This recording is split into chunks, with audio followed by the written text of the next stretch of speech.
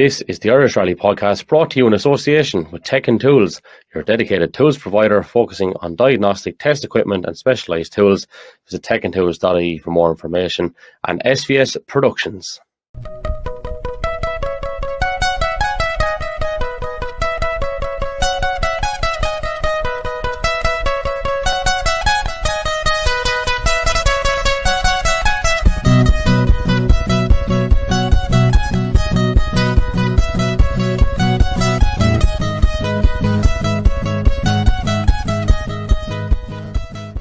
Hello, welcome along once more to another edition of the Irish Rally Podcast, our second offering of the week. James Leckie spoke with us at the weekend. We released that late on Monday night and the response has been phenomenal. Unbelievable story from James. What a character. Really enjoyed speaking with James. When I saw James winning in Killarney, I was only 6 or 7 years of age at the time, and to be able to have a chat with him on this platform was a real pleasure, and he's a real gent as well. So if you haven't actually checked that out, it's up on YouTube, it's on Spotify, Apple, and all those podcast platforms, so do check it out indeed. On today's programme, we are looking at all things Killarney Forestry Rally. We'll also be looking back at the Eurocables Rally from Kirkistown last weekend, and we'll have a little look ahead to the Fivemiletown on this weekend with the entry list revealed at the time of recording. We'll run down through a few big hitters on the list there. We will have our class winners from Kirky and our class winners from Killarney Forestry, and we will be bringing you up to date with all things in Irish rallying.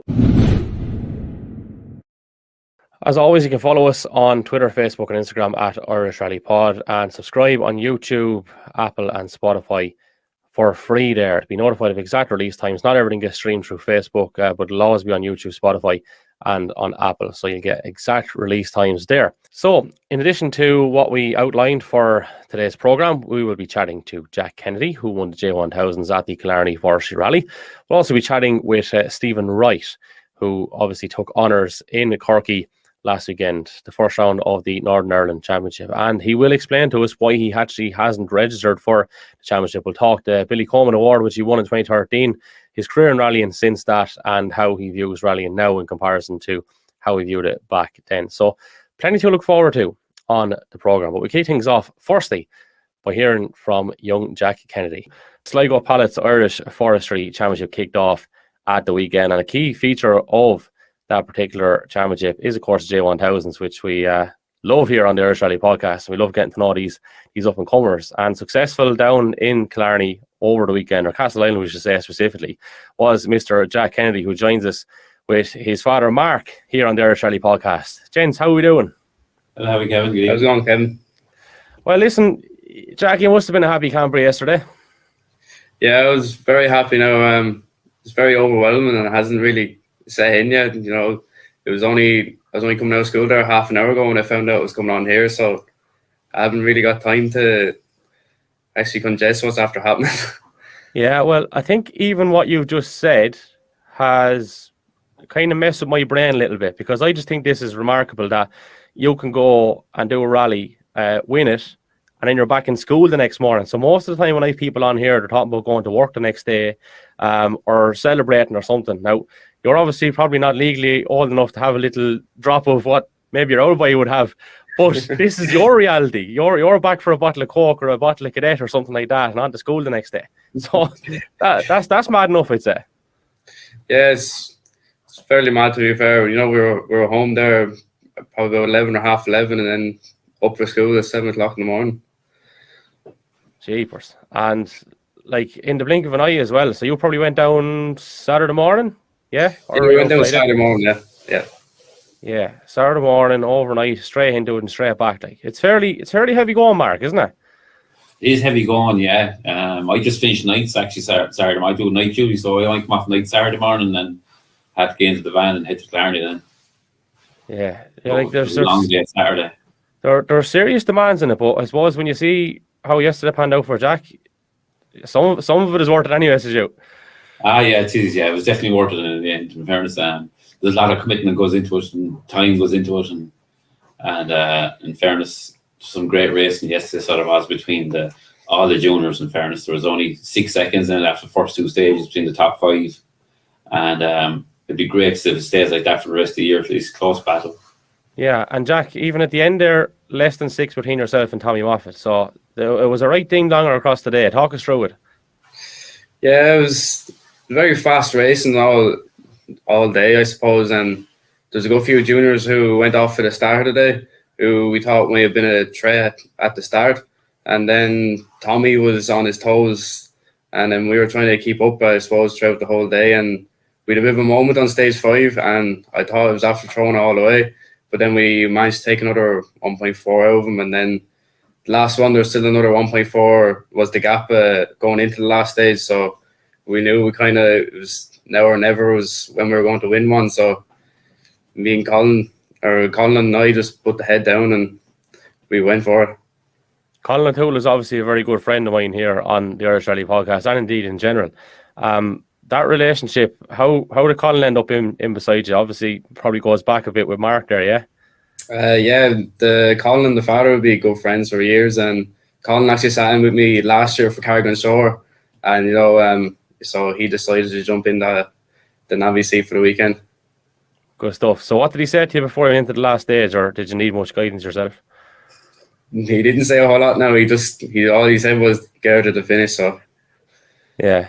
So you took the executive decision to just literally grind the teeth, grit the teeth, and go for it and be brave, I suppose. And obviously it paid off.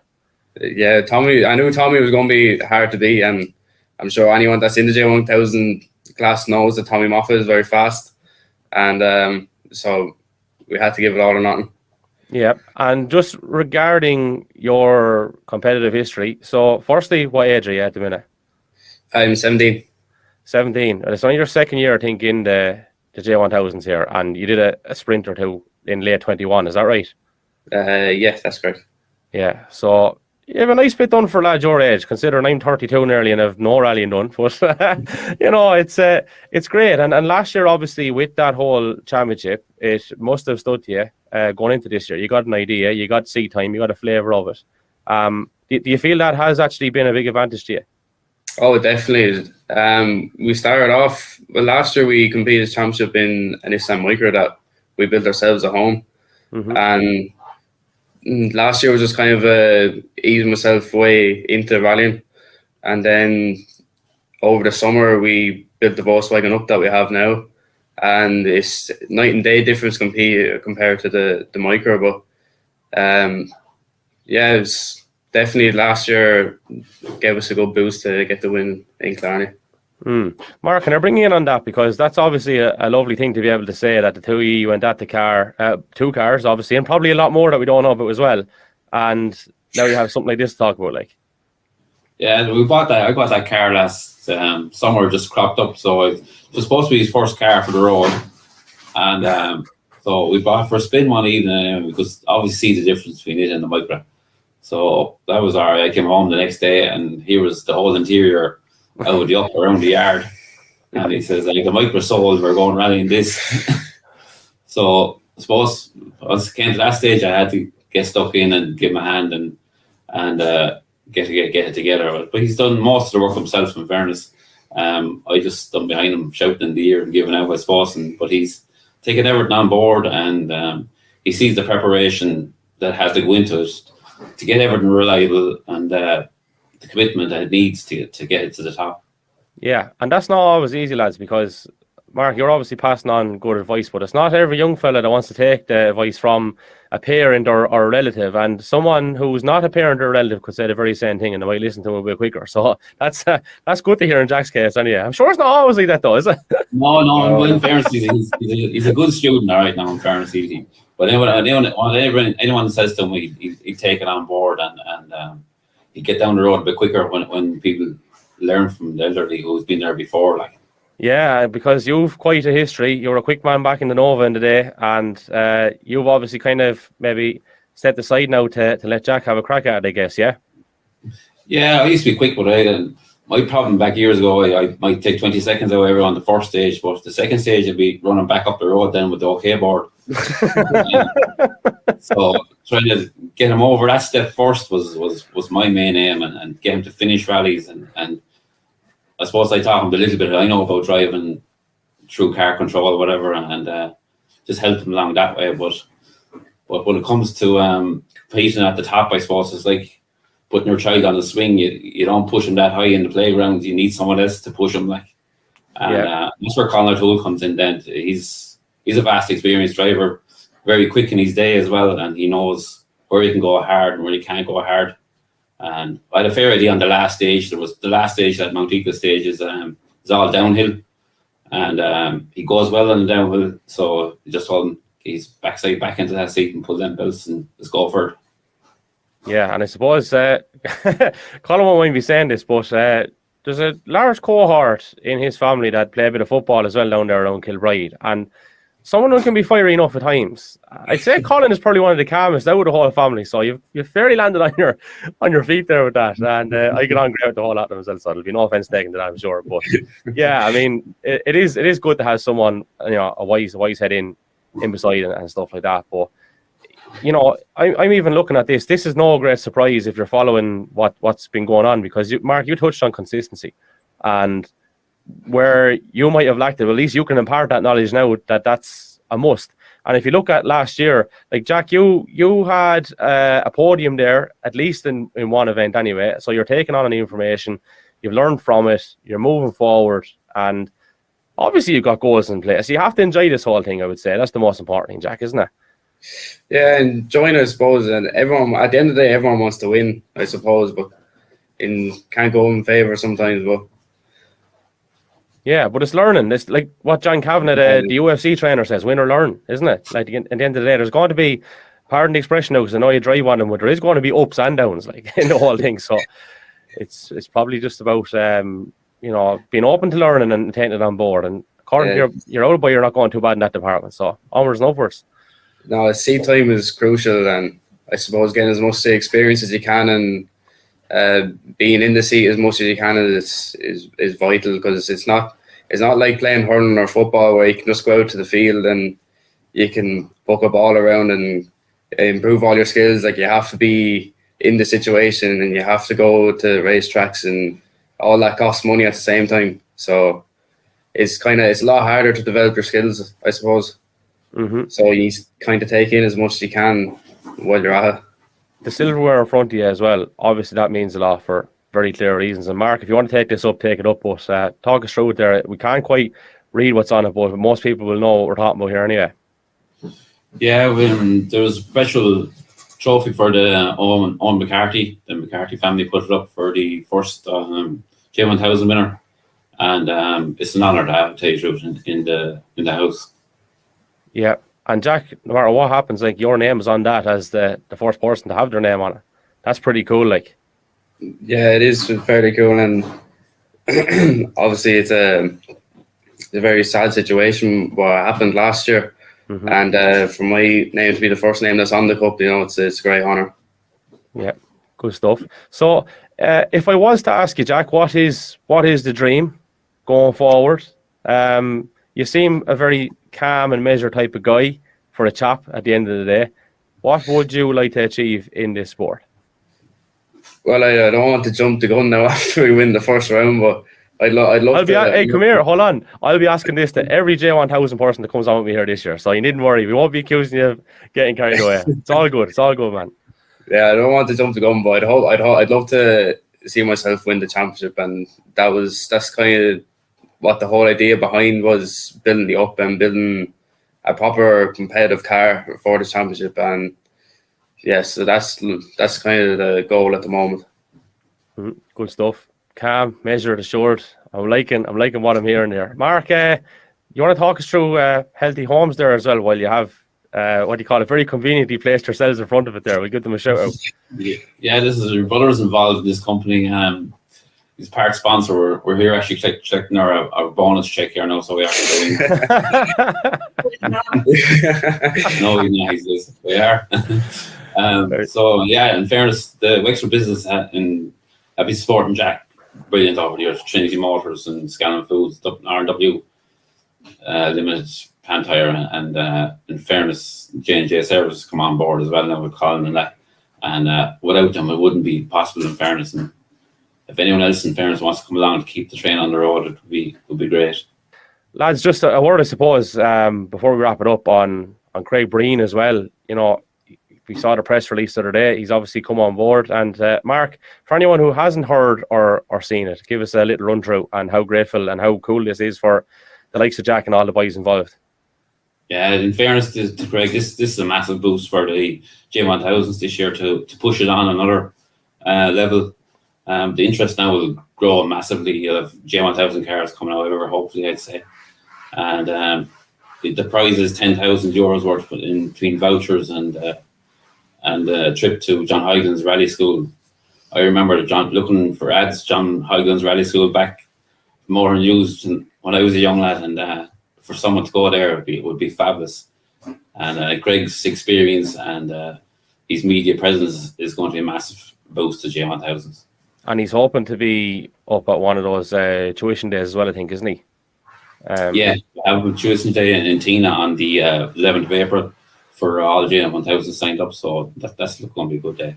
Yeah, for sure. Fair play to Craig, giving something back already, and hopefully his season continues to be fruitful as well. Jack, Mark, thanks a million. Keep her late. Thank you. Turning our attention to last weekend in Kirky, and of course it was the Eurocables rally, and it was dramatic to say the least, with Stephen Wright pinching it from Johnny Greer, 0.1 of a second in the end. I'd like to say that Stephen joins us here on the Irish Rally Podcast. Now, Stephen, welcome aboard. How's things, sir? Yeah, all's good. Thanks for having me on, Kevin. Great to have you on, boss. So, come here. It doesn't really get much more tense or exciting than this, so I'll just go straight to it. Talk us through the finale. It must have been bizarre, remarkable. You must have been quite happy as well, no doubt, when you found out. But I would guess there was an awful lot going on when all this comes to a head. Yeah, it was a bit of a rush now, really, at the end of the last stage, just to see which way it was going to fall. I even, just for the crack, when I got home at night, I was trying to start and stop the stopwatch on my phone to see what 0.1 of a second felt like, and I couldn't even do it, really. It was always a wee bit above 0.1, so it was ridiculously tight, but that really added to the enjoyment of the day. And I suppose luckily for us it fell our way, so we got off to a good start, and Johnny made it very, very difficult to hold on to the lead, but we managed by the skin of our teeth. Yeah, because you set the tone with a great time on stage one, and it was either you or Johnny fastest throughout, and I think you've 3 fastest times and he 3 fast times or something like that. So he had a right good ding dong, and you've had success obviously in Kirky previously, I think maybe a couple of years back now at this stage. And as I suppose an introduction to being the first round of the Northern Ireland Championship, which I'm going to come to you on that about in a minute, and your decision, I suppose, not to maybe register for it. I find it is a nice introduction to it. So you got the 2 kind of circuit events typically at the start, and then you got your more traditional, we'll say, stage events, so to speak. What do you think of that as a format? It's good. Like it's definitely a different discipline to stage rallying, and some people like it, some people don't. Like, I like it, and maybe it suits me a little bit better. We generally seem to go okay on the circuit events. You're generally pushing maybe more the limit of the car as opposed to stage rally, and you're pushing the limit of the road. So yeah, it's definitely different, but most of the time the racing's pretty tight there on those track events. So yeah, like we've done Kirkistown a few times now, or maybe I'd guess maybe 5 or 6 times. So you kind of get to know your way around it, and yeah, it's always good fun going there. And we kind of, I suppose, Jer and I were chatting about it the night before, and we were planning to give it a bit of a go from the get-go and try and be quick on the first one. And yeah, like it came to fruition, but we actually got badly held up on the first one, so it could have been more, which might have left for a slightly more comfortable day. But I think Johnny then ended up getting a little bit delayed on stage 2. So, but yeah, it was a good day for sure.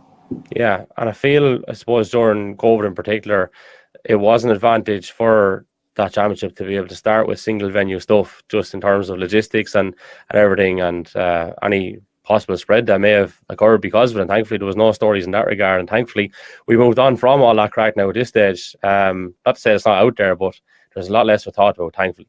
And we're actually talking about rallying instead.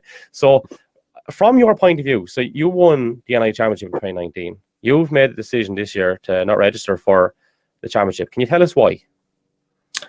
Yeah, like the Northern Ireland Championship is a great championship. In my opinion, it's very suitable by circumstances. I suppose things are quite busy at work and at home, and the events are nice and compact, generally quite tight racing. So it was certainly on my radar, the championship this year, and I suppose a wee bit of past success there in 2019 always adds to the lure of that. So it was there definitely, but for me, like a small aspect that's kind of been causing a little bit of frustration is the start line procedures on these events. So the way it's set up at the minute is that cars are particularly every 30 seconds as they are on a stage rally, but each stage is 2 laps of the same circuit, and you can come round on your second lap and essentially be merging right on top of somebody starting their first lap. So it's really like there's not too many events where I've been to where it hasn't played a part. You know, that might be it could be in my favour one day, or it could put you down the leaderboard. You know, it affected us a good bit in Kirkistown last year. So that's something for me this year. Like it was I just decided that when 3 of the 5 rounds were quite exposed to that I was that I didn't really want to commit and do the championship. And I suppose if I was doing the championship, I'd like to have been trying, you know, to be at the sharp end. So I do get, like, you know, some people just treat it as part and parcel of these events, you know, and rough with the smooth, and it'll balance itself out. And like I say, I think they're brilliant events, seriously well run, and great championship organisers and everything there. But for me, that was just something that when I was trying to pen out a few events or what I might start or what I might try and do, it was a bit off-putting. So I think that also, I'm maybe talking on a bit too much now, but I think people are here to listen to you, not me. So by all means. So like, you know, again, I can't fault the organisers of either the championship or the events at all. Like I think the MSA might be a bit restrictive in terms of what can change or not change there. So, you know, I appreciate it's tricky, and I don't want to be certainly not criticising volunteers or anything like that. So, you know, I've seen a fairly simple solution work in other countries, and I suppose just in the back of my head, I'd like to see that rolled out, and, you know, all of a sudden these events would become more appealing. But listen, that's only my perspective. And what is that solution, Stephen? Sorry to cut across you. Give it to us here. Yeah. So it was the year in Belgium in 2014. They do quite a lot of loop stages, more so on closed roads, but nonetheless they're sort of maybe 3 laps, and they can be pretty busy and pretty entertaining for the spectators with so much traffic. But basically, if the flag marshal, you'll get your start time either in 30 seconds or a minute. And the start marshal, if there's a car coming to the merge at the same time, he'll not release you at your due time, and he'll then drop the flag. You go by when you broke the beam. So you might have been due at 11 minutes past 1, and you might start the stage 12 seconds later, but you just go by the beam. So it seems to work. It works well out there, but then it's a different governing body, and, you know, all this stuff has to be, you know, go through all the motions. So yeah, that was really, I say that was just my decision not to register this year.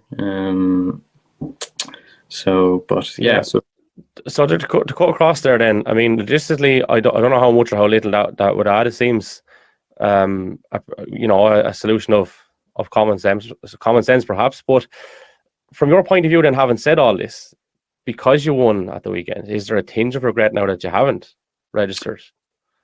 I would love to be, leading the championship after one round and going on, but then I suppose there's another sort of there's another element to it. So I wasn't doing the championship this year, so then I was faced with the decision starting the event, was I going to run in class 10 or class 11? I would have ran in class 11 in the last few years in the Northern Ireland Championship, as quite a few guys would have.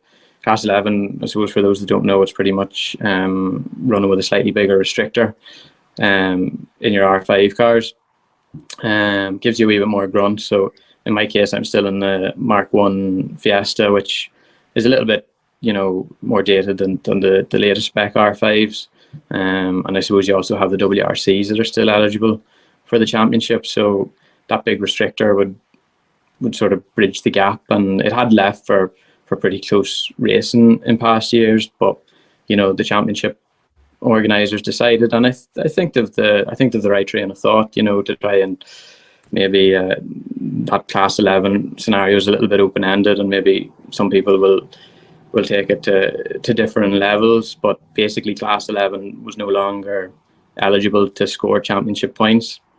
So I had to decide, was I going to go in class 11 and try and have a good race with Johnny like we have had in past seasons, or go in class 10 and sort of try and race the latest technology with 7 or 8 year old technology, which in those track events is really a non-runner. So I went for the class 11, the bit of extra grunt, and from my end, I don't regret that at all. We had a great day of sport, very close racing, and it was a lot of fun.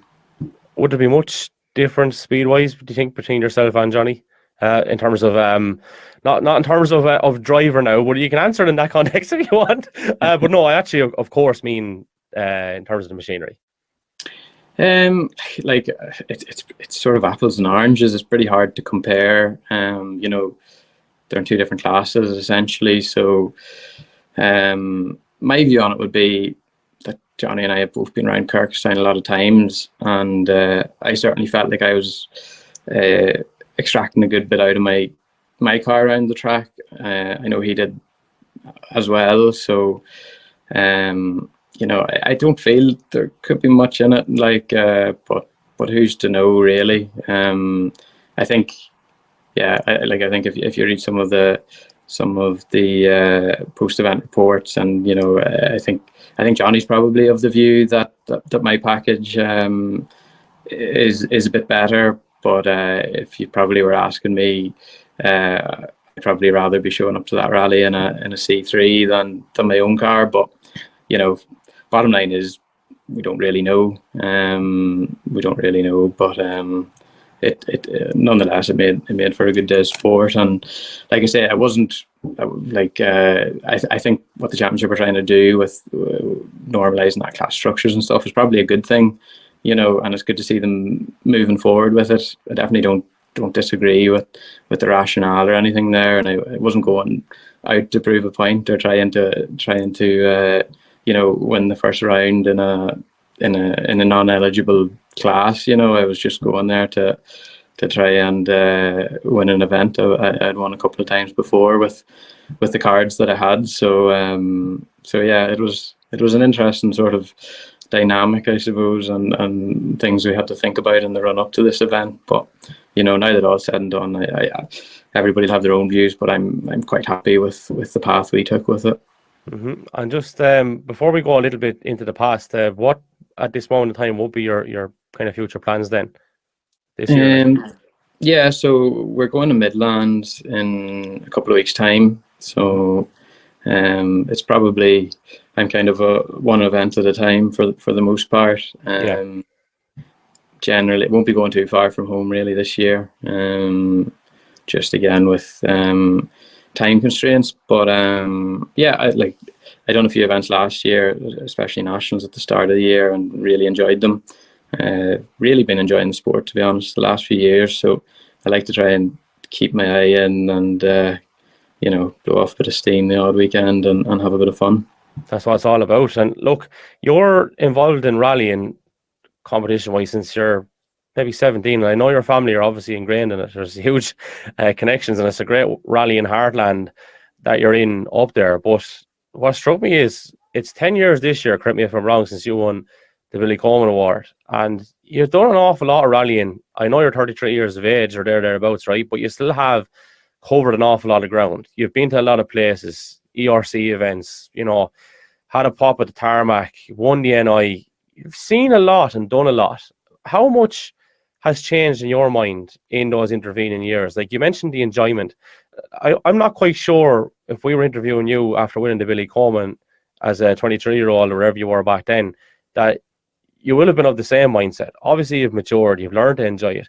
You probably took it a lot more seriously back then. Not that you're not taking it seriously now, but maybe it just took up a little bit more headspace and put a bit more pressure on than it might now. I just sense that, Stephen. And by all means, correct me if I'm wrong.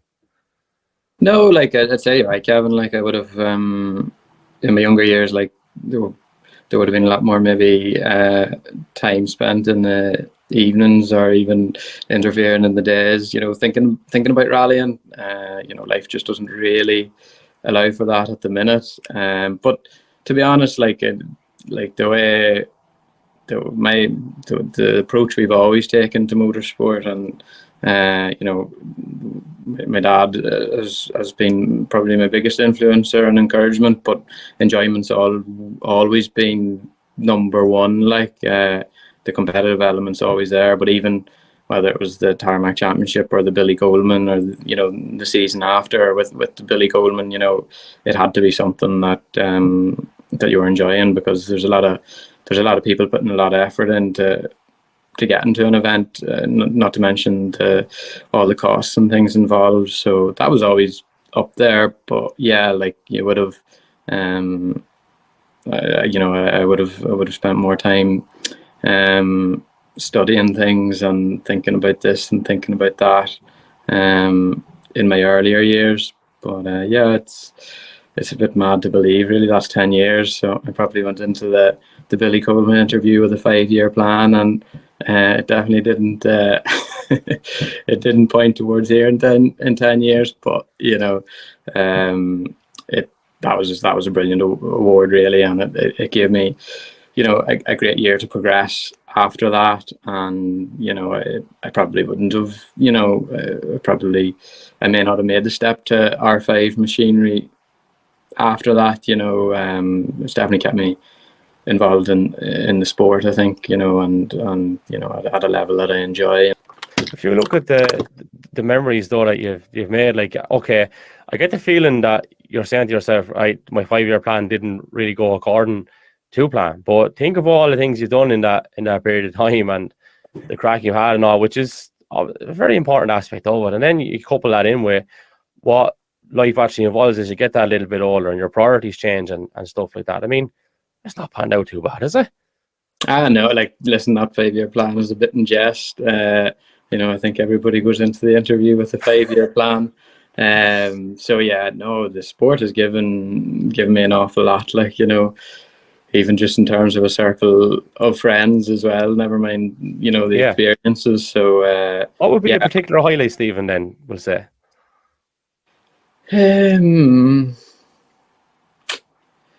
Donegal in 2013 was pretty up there when we won Group N, myself and Suzanne. That was a pretty big win for the Group N category, and going on to win the championship that year, and obviously the Billy Coleman as well. I've had a few really enjoyable trips out to Belgium, actually post the Billy Coleman year. So we went out in 2014 with the funding that Motorsport Ireland had given with the Billy Coleman Award. But 15, 16 and 17 we went out to a rally in May, which was sort of half gravel, half tarmac, and a friend of mine out there, Eddie Smeets, has co-driven, and he's done a lot of the logistics planning and things like that. And we went out there, and every time we had such a ball. So yeah, things like that. Yeah, no, there's a lot of good memories, to be honest. So it's kind of hard to narrow them down, but those are a few sticking out. And the one thing you've never struggled for is high caliber co-drivers, and I think that says a lot about you as a driver as well. And I mean, if you go down through the list, I mean, you're top class. Mikey Galvin, a BRC winning co-driver, Fulton on the podium recently, of course, with Craig, and category wise last year in WRC, pretty sweet as well for him. We better give Carl Atkinson a mention, of course, for obvious reasons. But like, that's just a few off the top of my head that I'm after listing off, and they're all top guys. You know what I mean? And I suppose, without blowing smoke or being whatever way, I mean, there's a reason why they're sitting alongside you, and you've obviously enjoyed some pretty good partnerships with all of them, and some pretty good memories too. Like, yeah, like I've been so fortunate with navigators. Really, I can't say I've ever had a bad one, and yeah, they've all been right up there. So yeah, it definitely it makes the job a lot easier, a lot more enjoyable. Not forgetting your sister, obviously, also too. Before I get in trouble. Yeah, like you know, those were great years as well. Like, and you know, like. You have a different relationship with every navigator, but like I think Suzanne and I just, there's probably a different level of communication, even just as brother and sister, as with different co-drivers, and you know, that was something that really worked. Like, she was brilliant, and we had a great few years rallying together. But so.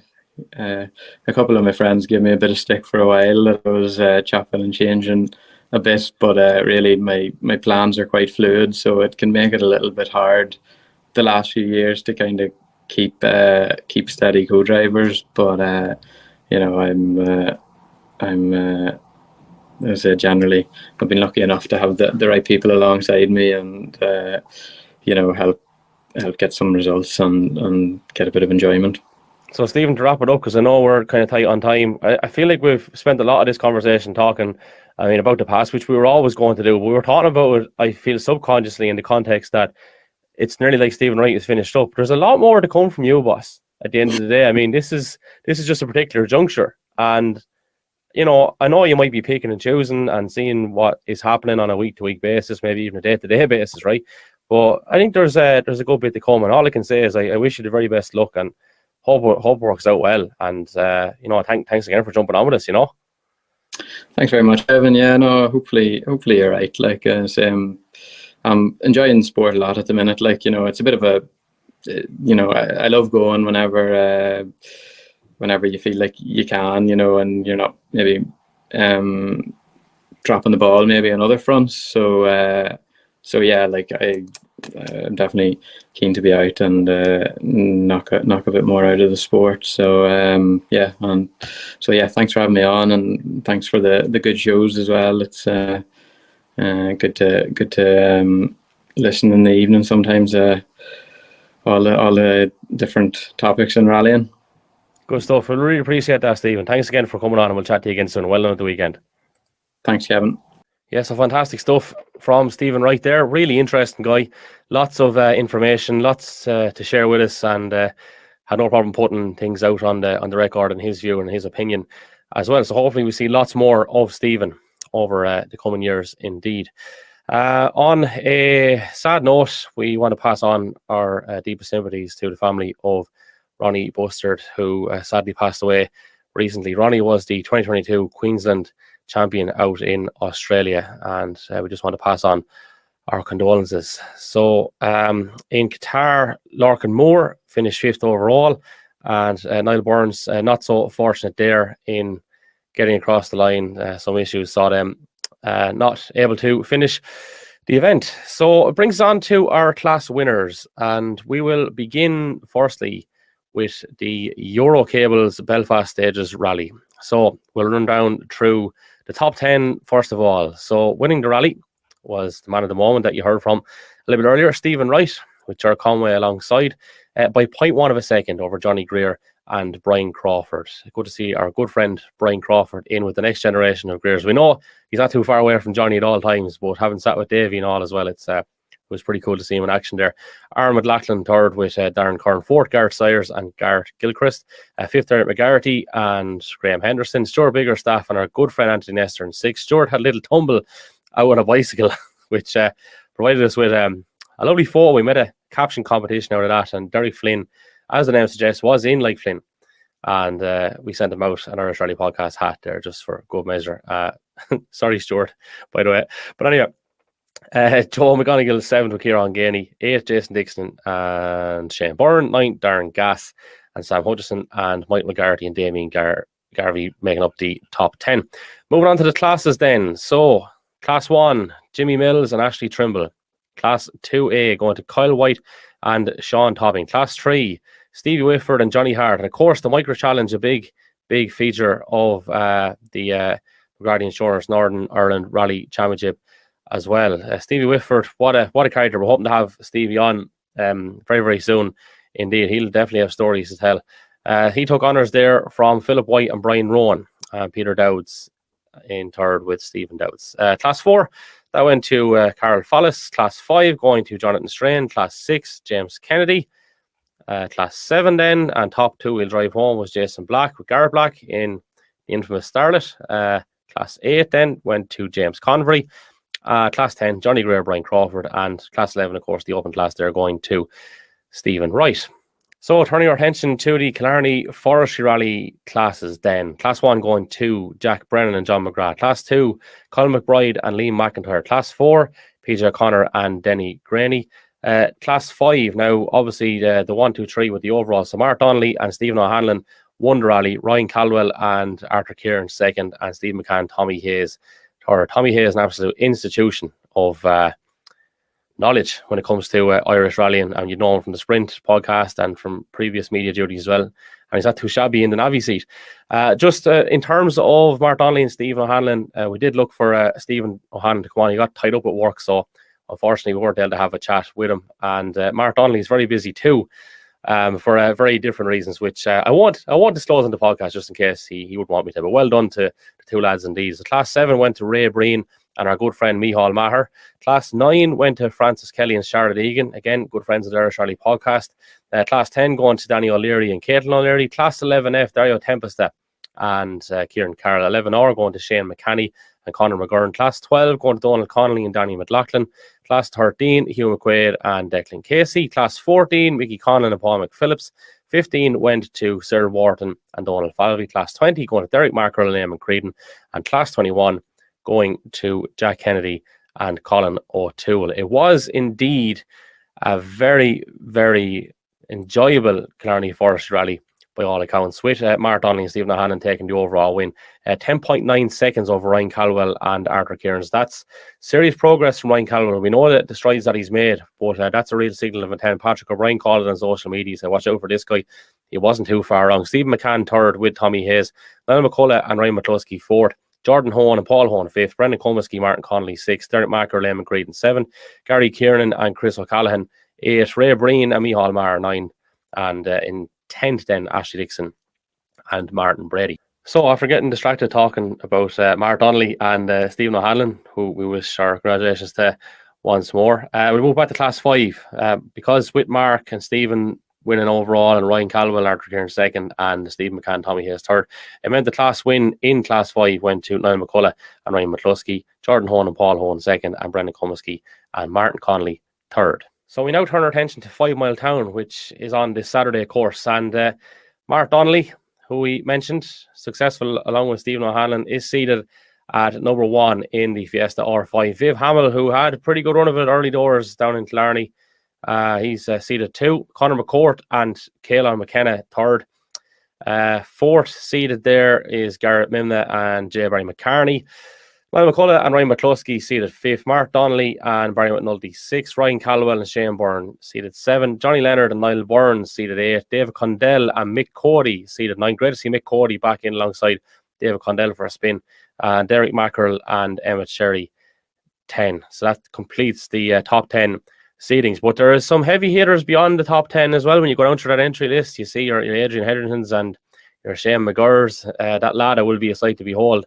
Absolutely. So that's what you can expect from Fivemiletown. What can you expect from us over the next few days? So on Friday, we're going to chat to Caroline McGuinness, who many will know from a volunteering sense. She's been, I suppose, incredible when it comes to her contributions to Irish rallying, be it as a marshal, timekeeper. A really, really enjoyable chat. We go through an awful lot, and I definitely came away with a different perception of marshalling after that. Even, having done a bit myself, just unbelievable stuff. So that's something you really won't want to miss. Another thing you won't want to miss is on Monday, we are releasing the first episode of The Whole Person Life Beyond the Stages with Tony Kelly. So that is going to be an absolute cracker indeed. And in other really good news for the Irish Rally podcast, we were doing a little bit of homework on our social media engagement over the past month. Now, bearing in mind, we haven't really been a full month into the new season, just a matter of weeks, in fact.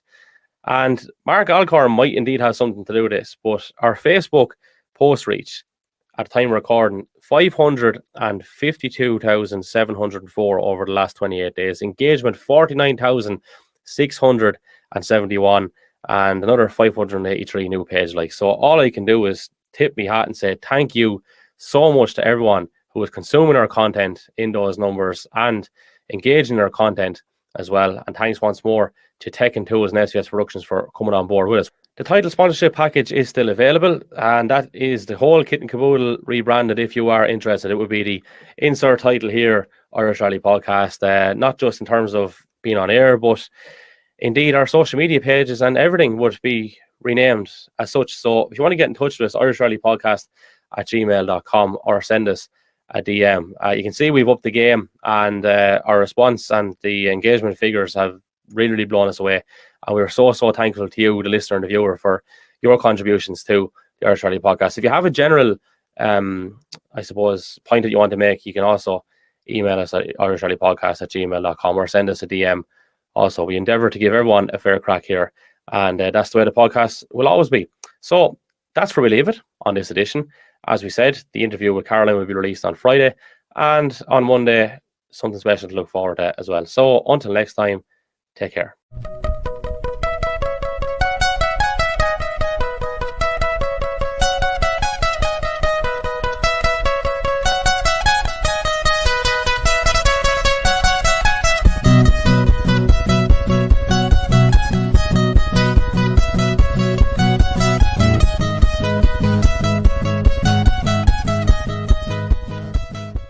This is the Irish Rally Podcast, brought to you in association with Tech and Tools, your dedicated tools provider focusing on diagnostic test equipment and specialised tools.